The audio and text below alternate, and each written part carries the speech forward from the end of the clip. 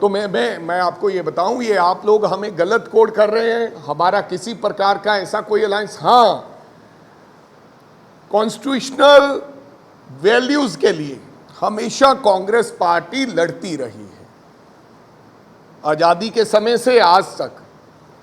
और डेमोक्रेसी को बचाने के लिए, देश की आजादी के लिए हम लड़े। आज डेमोक्रेसी को बचाने के लिए आज जिस प्रकार का आज देश में व्यवहार है, ये लड़ाई बीजेपी के खिलाफ है, ना कि वो तमाम दल जो बीजेपी की विचारधारा के खिलाफ है, आरएसएस की विचारधारा के खिलाफ है। वो तमाम दल इकट्ठे हुए हैं। आप लोगों ने इसको रंगत दे दी कि ये अलायंस हो गया है। अभी इस पे ऊपर किसी प्रकार की कोई चर्चा ही नहीं हुई है। हम पंजाब में मुख्य विरोधी पार्टी है आम आदमी पार्टी की। अभी इसके ऊपर पहले ही कोई टिप्पा टिप्पणी कर देना, मेरे को लगता, और आपने ऐसा एक भूमिका बना ली कि अलायंस हो गया है। बिल्कुल, जो पार्टियां कल का अलायंस, मैं सहमति जताता हूं कि जो पार्टियां बीजेपी के खिलाफ हैं और जो पार्टियां डेमोक्रेसी इस देश की बचाना चाहती हैं, जो पार्टियां कॉन्स्टिट्यूशनल वैल्यूज की मतलब के देख रेख करना चाहती हैं, वो पार्टियां सारी इकट्ठी हुई हैं।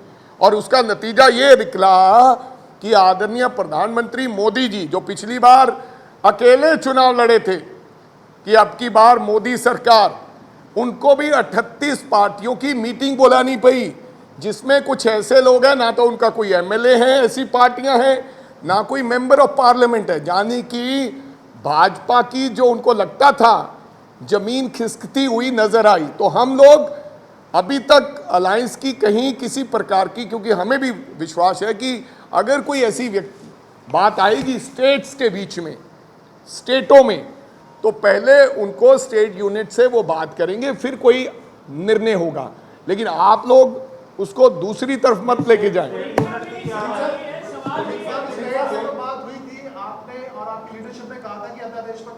नहीं, आपको कब कहता, आप नो, आपने कब सुना कि हमने ये कहा कि अध्यादेश पे हम नहीं खड़ा होंगे? ये तो नो, सुनिए, अगर केजरीवाल साहब नहीं भी होते और कोई भी होता, ये ऑर्डिनेंस के खिलाफ बीजेपी के साथ हम जा ही नहीं सकते।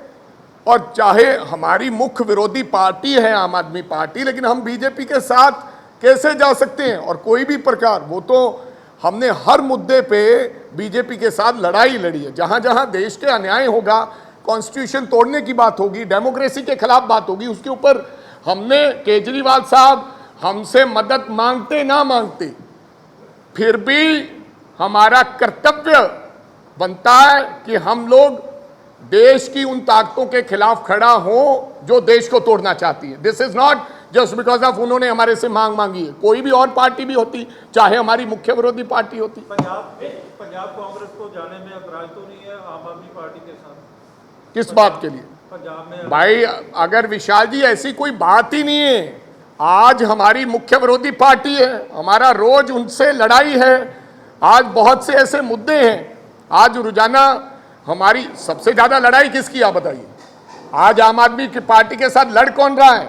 सीधम सीधा भगवंत मान, मुख्यमंत्री पंजाब, हमारे लोगों के साथ वेंडेटा कर रहे हैं। कौन लड़ रहा है? बीजेपी लड़ रही है, अकाली दल लड़ रहा है, हम लड़ रहे हैं। तो मेरे कहने का मतलब ऐसी किसी प्रकार की किंतु परंतु कहीं नहीं है।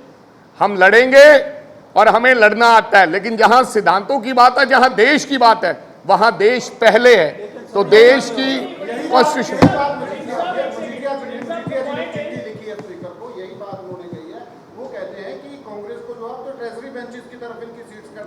भाई मजीठिया का आपको कहना चाहता हूं, आदरणीय मजीठिया जी का ऑलरेडी समझौता बीजेपी के साथ हो चुका है। वो पहले अपनी बात करें।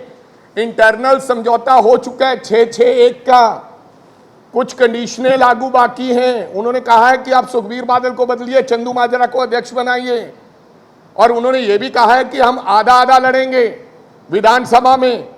समझौता तय, एक दूसरे की बोली बोल रहे हैं। पहले मजीठिया जी, हमने तो राष्ट्रपति के सामने हमने विरोध में खड़े हुए, हमने धारा 370 के विरोध में खड़े हुए मजीठिया अकाली दल धारा 370 का समर्थन किया, सिटीजन बिल का समर्थन किया, किसान बिलों का समर्थन किया।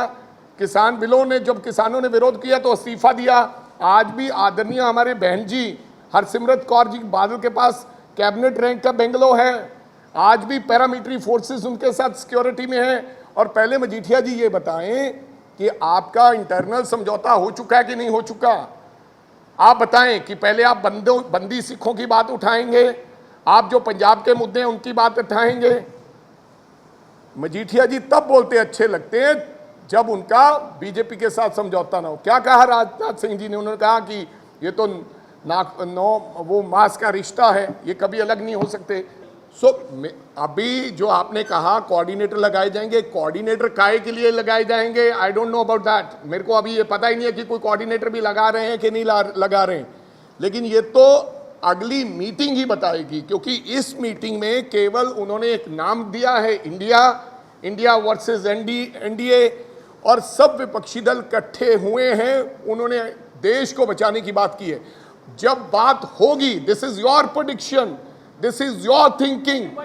नो, मैं कह रहा हूं no, I will only react जब ये बात होगी। हम तो हम आज क्या कर रहे हैं? कल चाहे वहां पर कोई उपस्थित था या नहीं है, लेकिन हम कह रहे हैं कि पंजाब के इश्यूज आज भी वही हैं। आज भी ड्रग्स बहुत बड़ा इशू है, पानी की बाढ़ आई हुई है, सरकार सो रही है, we are fighting with them.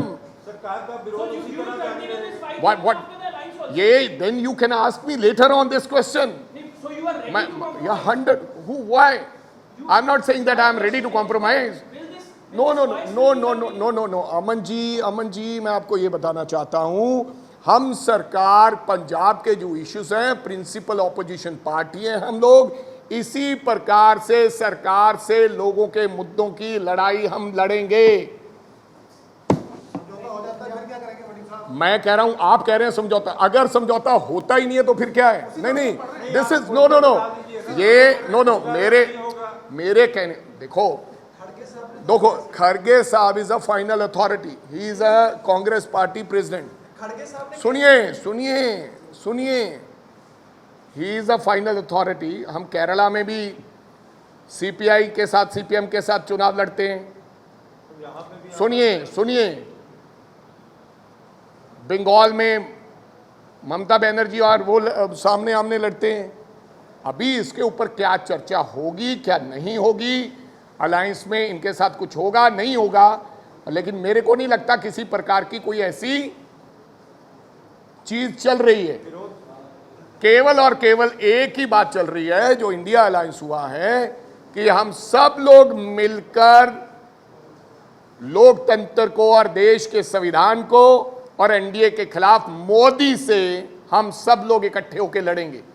Doesn't make, मैंने आपको 8 बार क्लियर नहीं करूंगा, आप no more question on this, कि हमारा आज भी आम आदमी पार्टी के साथ बहुत से मुद्दों की लड़ाई है और वो लड़ाई जारी रहेगी। That's it.